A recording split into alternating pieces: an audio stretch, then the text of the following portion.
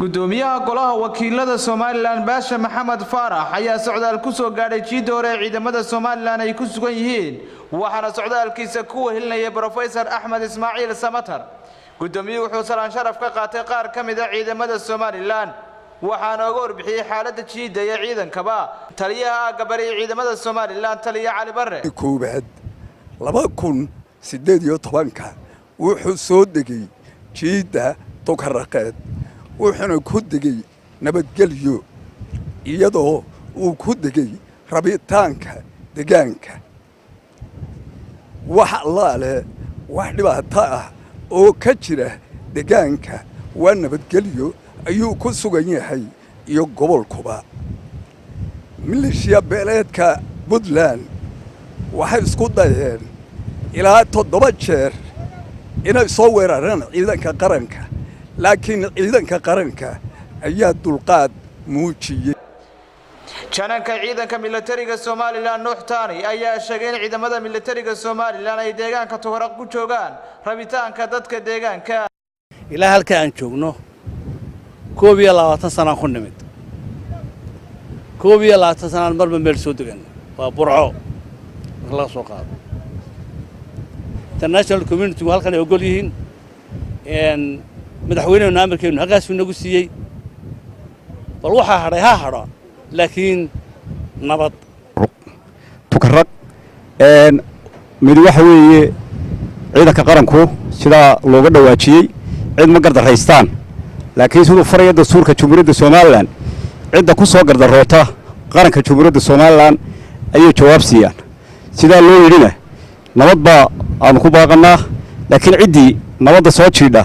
jawaabtii ay sii jiraysan ciidanka qaranku dhankiisa gudoomiyaha gobolka Sool Cabdi Khayr Dirir ayaa isna goobtaasi ka hadlay isagoo sheegay mudooyinkii dambe ay joogtay deegaanka Tukaraq ee gobolka Sool inay ka fuliyeen horumar ballaaran oo la taaban karo mashaariic fara badan oo jananku qayb ka dhawaajiyay ayaa hadda gobolka socota oo xukuumaddu ka wado gaar ahaan magaaladan ama deegaankan Tukaraqeed hadda waxa ka soconaya 3 mashruuc oo waaweyn oo ay ku baxayso lacag ilaa $700,000 ah MCH ama centralkii loogu talagalay hooyadii dhallaanku madaxweyne ku-xigeenka ayaa noo dhagax dhigay maantana waa dhameystiran yahay shaqadii baa ka socota waxaanu jecelnahay insha Allah taala hadda waqti waa shanaa sii martaan Baasha Maxamed Faarax gudoomiyaha golaha wakiilada Soomaaliland waxa uu sheegay in madaxweynaha Soomaaliland uu dhowr mar ugu baaqay maamulka Puntland nabadgelyo balse aanay aqbalin waxaana kale uu sheegay in ciidanka Soomaaliland joogi doonaan deegaanka Tukaraq madaxweynuhu wuxuu ku baaqay xabad joojin wuxuu ku baaqay nabad qoladan reer mudug waxay u yaqaaneen haddaad tiraaho war nabad iyo aan nabadno dagaalka joojino waxay u yaqaaneen daciifnimo u yaqaaneen niman laga baqay ayay isu qaateen maalmo dhaweedo madaxweynuhu hadlayay waxay yiraahdeen haja keela cunti cabaata madaxweynuhu nabad buu ku baaqay maaha macnaheedu nabadda lagu baaqay waxa weeye dalkan inuu joognaa waa dalka Soomaaliland lagana tagi maayo waan ciidankuna waa joogaya cid kastana waa loo sheegay international community waa og yihiin Professor Samatar ayaa geesiisa sheegay in ciidanka militarigu qayb ka yihiin nabadgelyada wuxuuna maamulka Puntland ugu baaqay inay kula tartamaan dhanka horumarka balse aan loo baahnayn xilligani dagaalo si daba dheeraada anigu intaan ka aqaano dee adduunyada iyo dhulka aan joogay 59 wadan baan jaamacadooga ka hadlay ciidamo amba bilaysan noqdaan ama military ha noqdaan meel walba laba amuurood bay u taagan yihiin mid waxa ugu horeysa waxa weeye daafac wadante xadka wadanka inay daafacaan iyo nabadgelyada wadanka gudihiisa inay ilaaliyaan taasi waa ta halkan idin keentay oo de mas'uuliyadda aad garanaysaan halkan idin keentay dadka reer Soomaaliland inta wadanka joogto oo de gudoomiyuhu aad uga warhayo iyo inta yada kumanaanka ah ee dibadda joogta boqolaalka kuna dibadda joogtana aad iyo aad ayaanu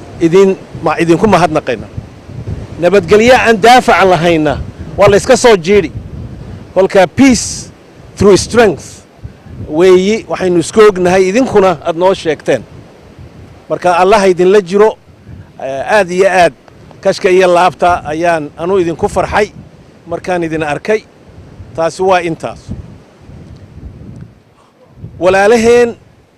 reer Puntland in badan baan ka aqaanaa anu jaamacada wada galnay Cabdiwali Dr. Cabdiwali waan aqaanaa waa xogaabu iga dambeeyay jaamacadaha aad baan isku naqaanaa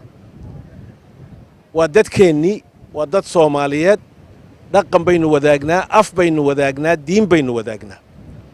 laakiin de laba wadan oo kala qarana ayaynu nahay sida wadamada adduunyada carabta oo kaleba ay yihiin waa dad caraba diinta islaamka wada haysta daris qaarkood ay yihiin laakiin de way wada nool yihiin oo waxa waa laga heshiiyay marka reer Puntland waxaan ku leeyahay tartankay naga dhaxeeya ku dagaalayaanu noqonin tartankay naga dhaxeeya ha noqdo ku dhaqaala dhis jaamacada iyo iskuul dhis maxaan ku rahay hawada iyo dhulka sidii loo hagaajin lahaa socdaalka gudoomiyaha golaha wakiilada Soomaaliland uu ku yimid Jiidoore Tukaraq ayaa noqonaya kii labaad ee midooyinkii dambe ee dagaalku ka jireen deegaankaasi Tukaraq uu ku yimaado